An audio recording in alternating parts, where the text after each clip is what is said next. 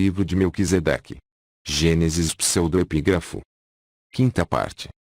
A luz do Cordeiro, desde que fora acesa sobre o altar naquela noite, permanecia em constante guerra com as trevas. Por várias vezes crescia em brilho, afugentando para distante a fria escuridão, banhando a natureza com os seus raios de vida. Por vezes, as trevas trazendo seu vento frio, quase bania por completo a chama. Essa, todavia, num grande esforço alimentava-se do sangue do Cordeiro, lançando ao alto sua ardente chama, inundando de luz e calor tudo aquilo que havia ao redor. O conflito entre a luz nascida do sacrifício e as trevas naquela noite, descerravam aos fiéis do universo muitas lições importantes, verdades que ocupariam suas mentes por toda a eternidade. Naquela chama, ora ardente em seu brilho, ora fustigada pelos ventos da noite, os fiéis viam uma representação do conflito milenar entre o bem e o mal, conflito que sem trégua se estenderia até o alvorecer. O Eterno, no penhor de seu futuro sacrifício, acendera em meio das trevas a luz da verdade, e essa seria mantida acesa no coração do ser humano, em virtude de seu sangue que seria derramado para a remissão da culpa. Contra essa luz, o inimigo arremessaria todos os ventos frios da maldade, banindo do coração de muitos o seu doce brilho. Quantos jazeriam perdidos por recusarem a luz do perdão divino, ficando envoltos pelas trevas da escura noite. Depois de longas horas de combate, surgem no céu os sinais do amanhecer. A escuridão que com ira havia lançado seus ventos sobre a imorredora chama procurando bani-la, torna-se confusa ante os sinais do amanhecer. O céu tingido de um vermelho vivo, faz lembrar o sangue que jorrara do peito do Cordeiro para que a chama do perdão pudesse iluminar a noite humana. Em meio ao colorido de sangue, surge no horizonte o fulgurante solo, trazendo em seus aquecidos raios o sabor da vitória, envolvendo tudo com sua vida. O alvorecer em seu saudoso afeto, acaricia o distante paraíso, levando de seu amado seio em sua brisa matinal o aroma da saudade, numa mensagem de consolo e esperança às criaturas sofredoras do vale da morte. Banhados pelos cálidos raios e pela brisa da esperança, o casal desperta em mais um sábado, cujo simbolismo aponta para o descanso no reino de Deus, ao culminar o grande conflito entre a luz e as trevas. Para além daquele altar coberto de cinzas, Adão e Eva contemplam demoradamente o saudoso paraíso. Ainda que distantes em seu exílio, alegram-se com a certeza que o sacrifício do Messias fará raiar para eles o sábado dos sábados, aquele de lágrimas para sempre banidas, de sol sempre a brilhar num límpido céu, de cordeiros sempre vivos a brincar pelo gramado, dia sem anoitecer, quando não haverá mais altar coberto de sangue e cinzas. Suspiram por esse dia de glória, quando Deus se fará eternamente visível, levando nas mãos as marcas de seu infinito amor pelos seus filhos. Adão e Eva que estavam acostumados às flores eternas no paraíso, aquelas que não as viram desabrochar, viam-nas agora surgirem em tenros botões, em meio às ameaças de espinhos prontos a ferirem. Essas tenras flores, sem importarem-se com os espinhos, exalavam perfumes suaves de louvor e gratidão, jamais se cansando de agradar o ambiente. Quando fustigada pelos ventos frios da noite, essas flores não se ressentiam, mas ofereciam seu aroma, que transformava a fúria dos ventos em brisas perfumadas de um alvorecer. Movidos por profunda gratidão, o casal acompanhava atentamente o ministério de amor daquelas flores que, jamais se cansavam de abençoar, oferecendo sua beleza e perfume como alívio para aqueles que eram feridos pelos rudes espinhos. Aquelas flores singelas e puras, depois de mostrar em sua curta vida que o perdão e o amor são mais fortes que todos os ventos e espinhos, num último esforço de comunicar alegria, exalavam seu perfume, tombando murchas e sem vida sobre o solo frio. Ali, esquecidas, transformavam-se em insignificante pó que era espalhado pelo vento. A morte das flores, ainda que parecesse fracasso, revelou ao casal o mistério do renascimento da vida. Morrendo, as flores davam vida aos frutos que, por sua vez, depois de servirem de alimento, doavam suas sementes cheias de vida. Na morte dessas sementes, renascia o milagre da vida, multiplicando as árvores com suas flores prontas a repetir o ensinamento do amor e do sacrifício. A natureza, portanto, embora maculada pelo pecado, revelava o mistério oculto do plano da redenção. Cada flor a desabrochar em meio aos espinhos, em sua curta vida de amor, era um símbolo do Salvador que nasceria entre os espinhos da maldade, para com seu perfume consolar o coração dos aflitos. Semelhante à flor, o Messias, depois de provar que o amor e o perdão são mais fortes que todos os ventos do ódio, que a verdade e a justiça do reino de Deus são maiores que todos os enganos e injustiças do reino do inimigo, verteria a seiva de sua vida, morrendo para redimir os culpados. Consolados pelas revelações da natureza, Adão e sua companheira aprendiam a cada dia a amar mais o Salvador. Cresciam em sabedoria, humildade e santidade. Todas as virtudes destruídas pelo pecado renasciam no coração. A colina, sob a proteção dos anjos da luz, tornou-se numa miniatura do Éden distante. Entre os animais reunidos e domados com amor, haviam muitas ovelhas. Na noite que antecedia cada sábado, Adão tinha, por ordem do Criador, de repetir o doloroso ato. Quanta amargura e arrependimento sobrevinham ao casal ao baixarem as trevas da noite do sacrifício. Quanto consolo lhes trazia a chama do perdão que jamais deixara de brilhar sobre o altar. O decisivo valor do sacrifício, para que a vida pudesse florescer sob a proteção divina, levou o casal a valorizar imensamente o seu pequeno rebanho. Cada sexta-feira, contudo, passou a trazer consigo, além da dor, uma inquietação: quem doará seu sangue ao altar quando a última ovelha perecer? Aos olhos do casal maravilhado, aconteceu enfim um milagre do amor, renovando-lhes a esperança de viverem outras semanas sob o brilho da chama do perdão. Uma ovelha, a mais gorda delas, passou a sangrar como em sacrifício. De sua dor, nasceram-lhes 4 cordeirinhos. Cheios de alegria e gratidão, Adão e Eva prostraram-se ante o Salvador invisível, tendo nas mãos aquelas novas criaturinhas que traziam em seus olhos a mesma meiguice e disposição para o sacrifício. Seguros de que novos milagres multiplicariam seus dias, o casal uniu sua voz como outrora, num cântico de gratidão e adoração ao Criador que, como os cordeirinhos, nasceria também da dor para cumprir em sua vida o maior de todos os sacrifícios, para a salvação da humanidade. O Eterno, embora visível aos olhos de seus filhos humanos, permanecia bem próximo, acompanhado por um exército de anjos, em incansável ministério de cuidado e proteção. O casal estava inconsciente de que a doce calma e paz reinantes naquela colina, bem como toda a sua prosperidade, eram frutos de tão intensa luta.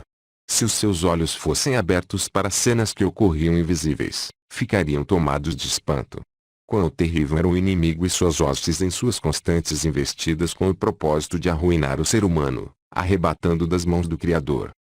Depois de contemplar os cordeiros, Deus fitou o casal com ternura, revelando-lhes algo que os surpreendeu e alegrou. Quando desses cordeiros, 36 houverem subido ao altar, os vossos braços envolverão o primeiro filho, que como eles, também surgirá da dor. Esse filho em sua infância lhes trará alegria saltando como os cordeirinhos em vosso lar. Devereis instruí-lo com dedicação nas leis da harmonia, mostrando-lhes o caminho da redenção. Como vocês, ele será livre para escolher o rumo a seguir. Aceitando o ensinamento, sua vida será vitoriosa, e rejeitando o ensinamento, caminhará para a derrota. Adão e Eva ouviram com alegria a promessa divina, mas ao mesmo tempo, experimentaram no profundo do seu ser um temor ao conscientizar-se da responsabilidade que teriam. Sabiam que Satã faria todos os esforços para levar a criança prometida à perdição.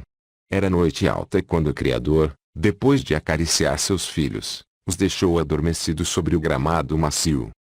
Depois da promessa, cada cordeirinho levado ao altar fazia pulsar mais forte no ventre materno a esperança da alegria que em breve alcançariam.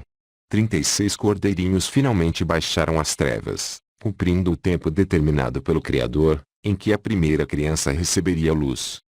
Com as mãos ainda manchadas pelo sangue do sacrifício, Adão amparou sua esposa que, aos pés do altar, prostrou-se vencida pela dor que lhe trouxe o primeiro filho. A pequena criança não trazia na face a alegria da liberdade, mas o choro de sua prisão. Esse pranto duraria a noite inteira, não fosse o brilho daquela chama aquecida de esperança, que logo atraiu a atenção de seus olhinhos atentos. Envolvendo-o com alegria, Eva, consolada de seu sofrimento, disse: alcancei do Senhor a promessa. Deu-lhe então o nome de Caim.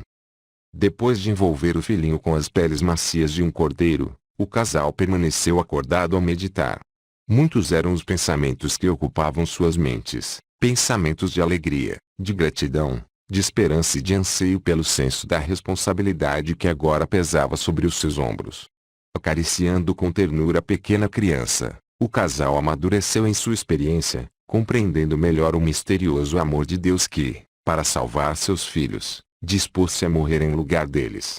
Adão e Eva não estavam sozinhos em suas reflexões. Todos os seres inteligentes do universo consideravam com interesse sobre o futuro daquele indefeso bebê, que no íntimo trazia um reino de dimensões infinitas, a ser disputado pelos dois poderes em luta. Vendo a criança esboçar o seu primeiro sorriso, o casal subitamente lembrou-se da promessa do Criador que era confirmada em cada sacrifício. Ele nasceria da mulher como criança, com a missão de redimir a humanidade. Não seria Caim já o cumprimento da promessa? O infante com seus olhinhos brilhantes de alegria se parecia tanto com os cordeirinhos que nasciam e cresciam com a missão de serem sacrificados. Considerando assim, o casal apertando o filhinho junto ao peito começou a chorar sem consolo. Quão terrível seria oferecer seu filhinho inocente ao rude altar. Para o casal compungido pela dor, surgiu enfim o brilhante solo, fazendo reviver com seus cálidos raios as promessas que apontavam para um Salvador, que ainda no futuro, nasceria também da dor para cumprir o eterno plano de redenção. Abençoada pelo Criador e envolvida pelo amor e cuidado dos pais, a criança se desenvolvia em sua natureza física e mental, tornando-se a cada dia alvo maior de uma incansável batalha entre as hostes espirituais. Adão e Eva, ansiosos por fazê-lo compreender as verdades da salvação, tomavam-no nos braços a cada alvorecer, e à beira do altar lhe apontavam o Éden distante, contando aquelas histórias de emoção às quais o pequeno Caim ainda não conseguia compreender. Qual foi a alegria daqueles pais, ao vê-lo numa manhã de sol, apontar com a mãozinha para o lado da saudade, pronunciando o nome sagrado do Criador. Emocionados tomaram-no nos braços, pedindo-o para repetir esse sublime nome, que como chave de felicidade, sempre descerrava-lhes um paraíso de eterno amor. Todas as hostes da luz inclinaram-se com alegria ao ouvir a pequena criança pronunciar o nome do Divino Rei. As semanas iam se passando trazendo consigo novas vítimas para o altar, e o pequeno Caim, alvo da atenção e cuidado de Deus, das hostes da luz e daqueles amantes pais incansáveis na missão de instruí-lo, agrupando suas poucas palavras, sempre curiosos com tudo passou a interrogar. O dia declinava quando o menino, que jazia ao colo de sua mãe, perguntou-lhe: Mamãe, por que o sol sempre vai-se embora, deixando a gente no frio da escuridão? Eva, surpresa, contemplou seu filho, sem encontrar palavras para responder-lhe a indagação que trouxe-lhe a lembrança o passado de felicidade destruído por sua culpa. Após um momento de silêncio, beijando a face do pequeno Caim, disse-lhe: Filhinho, um dia o sol irá para ficar, trazendo em seus raios um mundo só de harmonia, já não haverá animaizinhos a brigar, nem cordeirinhos a morrerem sobre o altar. Caim, insatisfeito com as palavras da mãe, demonstrou não ter paciência para aguardar esse dia que jazia em distante futuro. Repetia em pranto: Eu quero o sol hoje, amanhã não. Eva, pacientemente, procurou acalmar seu filho, falando sobre a luz de Deus, que pode tornar a noite em dia. Ele o amava e poderia encher seu coraçãozinho de brilho, de alegria e paciência. Poderia assim aguardar feliz o dia de seus sonhos. Balançando a cabecinha em rejeição ao consolo da mãe, Caim proferiu entre os soluços: Eu quero o sol porque eu posso vê-lo, ao eterno não. Como uma seta dolorosa, as palavras de rebeldia de Caim penetraram no coração de Eva, fazendo-a chorar amargamente. Uma tristeza infinita pairava sobre o coração do Criador rejeitado. Esboçavam-se nos gestos de Caim os primeiros passos pelo caminho descendente da rebeldia. Quantos o seguiriam rumo à morte? Inconsciente da tristeza que se abatera sobre o reino da luz, Adão, ao ver o sol declinar no horizonte, deixou seu trabalho no campo e rumando-se para casa. Tinha um cântico no coração ao caminhar para mais um encontro com os seus. Ao aproximar-se do altar, viu junto dele sua companheira prostrada em pranto. O pequeno Caim jazia também ali a chorar. Tomando-o nos braços, Adão perguntou-lhe com anseio: O que aconteceu, meu filho? Caim tristemente respondeu: Mamãe deixou o sol ir embora. Amparando o filho com seu braço esquerdo, Adão pousou sua mão direita sobre o ombro de Eva, mas não encontrou palavras para consolá-la. A frase dita por seu filhinho pareceu rasgar-lhe o coração, fazendo-o reviver a queda. Depois de refletir, Adão, sentindo-se culpado, respondeu para Caim: Foi o papai quem deixou o sol ir embora, meu filho. Com soluços de grande tristeza, Adão uniu-se a eles no pranto. A lembrança do Salvador, contudo, o consolou. Enxugando suas lágrimas e as de seu filhinho, disse-lhe com ternura: podemos nos alegrar, filhinho, pois Deus prometeu fazer o sol para sempre brilhar no céu. Ele será como o fogo que surge no altar, banindo as trevas da noite. Com os olhinhos voltados para o último clarão do arrebol, Caim permaneceu sem consolo. Naquele entardecer, não houve como de costume um alegre jantar. A pequena família, entristecida, permaneceu a meditar por longas horas, até sonolentos adormecerem sob a luz das estrelas. O inimigo e suas hostes, em sarcasmo de maldade, zombaram naquela noite do sofrimento de Deus e seus fiéis. Repetindo as palavras de rebeldia do pequeno Caim, ufanava-se como vencedor. Num desafio ao Criador pronunciou: veja como esse meu pequeno escravo te rejeita. O mesmo se dará com todos aqueles que hão de nascer. Estou certo de que o direito de domínio jamais sairá de minhas mãos. Todas as hostes rebeldes repetiram em eco as afrontas do enganador, humilhando os súditos da luz que sofriam ao lado do Eterno. Com suas afrontas, o inimigo procurava fazer Deus desistir de seu plano de redenção. Se isso acontecesse, seu reino de trevas se estenderia por toda a eternidade, suplantando o domínio da luz. Em resposta ao desafio do inimigo, o Eterno afirmou solenemente: ainda que todos me rejeitem, eu cumprirei a promessa. O Criador não suportava o pensamento de ver o pequeno Caim caminhar para a perdição. Por ele intercedia a cada dia, oferecendo ante a justiça o seu sangue que verteria. Anjos poderosos guardavam-no a cada momento, espancando as trevas espirituais que o acercavam, procurando torná-lo insensível aos benefícios da salvação, que eram ilustrados pelos símbolos. Adão e Eva, em seu incansável ministério de amor, todos os dias ensinavam a Caim as lições espirituais ilustradas na natureza. Em cada sábado procuravam firmar em sua mente juvenil a esperança de uma vida eterna, que seria fruto do sacrifício do Salvador. Ele, depois de viver uma vida sem pecado, morreria como um cordeiro, para poder expulsar para sempre as trevas. A contemplação do Éden distante banhado em sol fez nascer no coração juvenil de Caim pensamentos de aventura. Ele começou a pensar: este paraíso não está tão longe como afirmam papai e mamãe. Por que esperar e sofrer tanto tempo? Ele é tão belo. É dele que surge todos os dias o sol. Se o conquistarmos, será fácil deter a luz em sua nascente, assim viveremos num paraíso de eterno sol. As ideias de aventura de Caim enchiam o coração de Adão e Eva de tristeza. Viam que seu interesse era somente pelo tempo presente. Ele sonhava com um paraíso de felicidade e luz conquistado por sua força. Em seus planos, não sentia necessidade de um salvador, para que se era tão jovem, inteligente, cheio de vida e ideais. Assim dizia. Os dias de lutas, intercessões e sacrifícios pelo destino de Caim foram se passando. Oportunidades preciosas surgiam em cada dia diante dele para se apegar ao Salvador, mas a todas rejeitava, uma por uma. Em sua incredulidade chegou a duvidar da existência desse Deus, o qual jamais vira. Aos pais que, aflitos, mas sempre com paciência, procuravam livrá-lo da perdição para a qual estava caminhando, prometeu um dia, após sorrir com ar de incredulidade, crer no Criador e em seu plano de salvação, caso ele se tornasse visível na hora do sacrifício. Com ardente fé, aqueles pais passaram a clamar ao Eterno. Sua presença visível poderia, quem sabe, salvar aquele filho querido que a cada dia tornava-se mais rebelde. O Criador ouviu o clamor dos pais aflitos.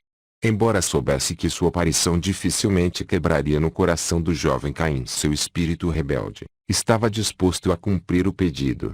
Estenderia os braços amigos a Caim, procurando com amor conquistar-lhe o coração. Como conhecia os seus anseios e sonhos de aventura, facilmente poderia identificar-se com ele, cativando-o, pois era também alguém que sempre carregara no peito sonhos de aventura, não fora a criação do universo uma grande aventura. Não fora o seu sonho vê-lo cravejado de sóis fulgurantes, iluminando bilhões de mundos com o seu brilho. Não era também o seu maior ato atravessar o vale da morte, em busca da conquista do Éden distante, prendendo para sempre o sol em seu céu. Tinham muita coisa em comum. Caim estava curioso naquela sexta-feira. Na face dos pais, via ânimo e alegria, frutos de uma fé grandiosa. Incentivado por essa expressão de confiança, o jovem passou a ajudá-los nos preparativos para o Santo Sábado. O sol finalmente esquivou-se rolando para o poente, deixando como de costume seu rastro de saudade que anunciava medo. Em meio às trevas, Caim discerniu o vulto branco do cordeiro sendo erguido para o altar pelas mãos do pai, esse incansável sacerdote que sempre estava implorando ao Criador pela salvação de seu amado filho. Com a mão erguida, Adão preparava-se para o golpe que poderia, quem sabe, quebrar no coração de Caim sua incredulidade, fazendo nascer num só momento a crença na salvação. De seus lábios escapa-se então a prece da fé: Pai eterno, ouve o meu pedido, meu filho precisa de ti. Somente um olhar teu poderá conquistá-lo. Venha, Senhor. Esta oração sincera caiu nos ouvidos daquele filho, comovendo-o. Somente a prece já seria suficiente para convencê-lo da existência real de um Salvador. Um forte brilho envolveu logo toda a colina, banhando também o vale oriental. Os olhos arregalados de Caim pousaram então nos olhos amáveis do Criador, que trazia na face um brilho superior ao do solo, mas não ofuscante. Contemplando-o com admiração, Caim exclamou: Ele é jovem como eu, e se parece com o sol. Adão e Eva, comovidos pela grande saudade, tinham vontade de saltar ao peito do Salvador e beijá-lo, mas deixaram que ele se encontrasse primeiro com Caim. Com alegria, viram o precioso filho envolvido nos braços do grande amigo, que era parecido com o seu astro. Depois de longo abraço, Deus abraçou e beijou também o querido casal, companheiros no sofrimento. Caim, conquistado pela afeição do Pai Eterno, mostrou-lhe seus animais de estimação e seu pequeno jardim carregado de lindas flores, como estava encantado por vê-los coloridos naquela noite desfeita pelo brilho do Criador, como sob a luz do dia. Parecia até mesmo que o sol baixara a eles. Ao pensar no solo, Caim, como o amava muito, passou a falar sobre ele dizendo: Como ele é belo e bom. Quando ele vai-se embora, deixa em suas lágrimas de sangue um sentimento de tristeza e temor. Tudo desaparece em sua ausência, os animais, o jardim, até os passarinhos silenciam os seus cantos. Mas basta ele dizer que vai aparecer, tudo se enche de encanto, a natureza se desperta de mansinho, parecendo ainda temer as trevas, mas quando as vê fugir, fica alerta e canta. Os animais, os passarinhos, o jardim, tudo volta a viver feliz. Mas, esta felicidade sempre acaba. Após falar estas palavras, Caim, fitando o Criador, indagou curioso: Papai sempre diz que foi você quem criou o sol. É verdade? Com um sorriso de sinceridade, Deus respondeu-lhe que sim. Continuou Caim: Quando você o fez no princípio, ele já fugia para o poente. Ele nunca foge, respondeu o Eterno, é o mundo quem foge dele. Ele fica triste com essa ingratidão. Mas como? Perguntou Caim, contemplando curioso sua face de luz. Com palavras carinhosas, Deus passou a contar-lhe a história de Lúcifer, que em sua ingratidão, baniu de seus olhos e dos olhos de uma multidão de criaturas, o brilho de sua face, o verdadeiro sol. Depois de assim agir, iludiu a muitos dizendo que foi o sol quem fugiu deles. Com sua astúcia, continuou o Criador, o anjo rebelde procurou arrastar o ser humano para as trevas, e conseguiu. O sol naquele dia, chorou tantas lágrimas de sangue, que banhou todo o céu.